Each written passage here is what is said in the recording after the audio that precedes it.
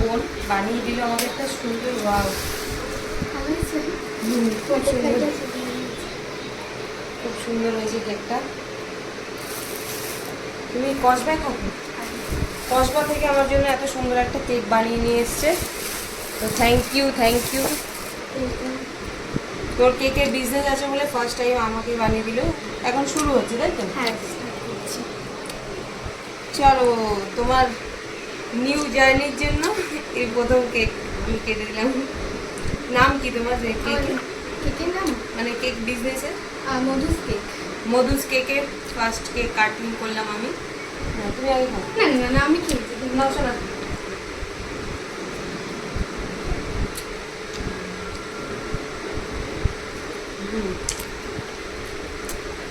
খুব ভালো হয়েছে,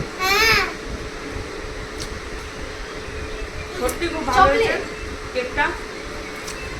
কালকে মেসেজ করে যে আজকেই ও আমাকে দিতে আসবে আমি ভাবিনি।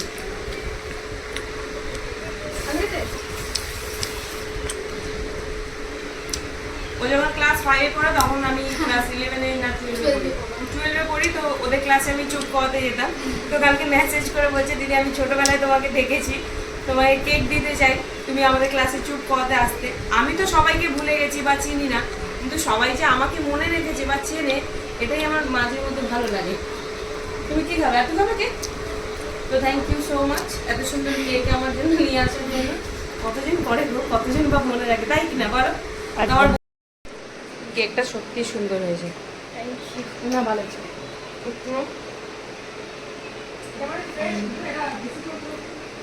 দেখতেও সুন্দর হয়েছে, সিম্পলের মধ্যে। হ্যাঁ সিম্পলই করেছি। এমার্জেন্সিতে ওকে অর্ডার করা যাবে তাই না? ডেলিভারি হয়ে যাবে তো বাড়িতে? হ্যাঁ।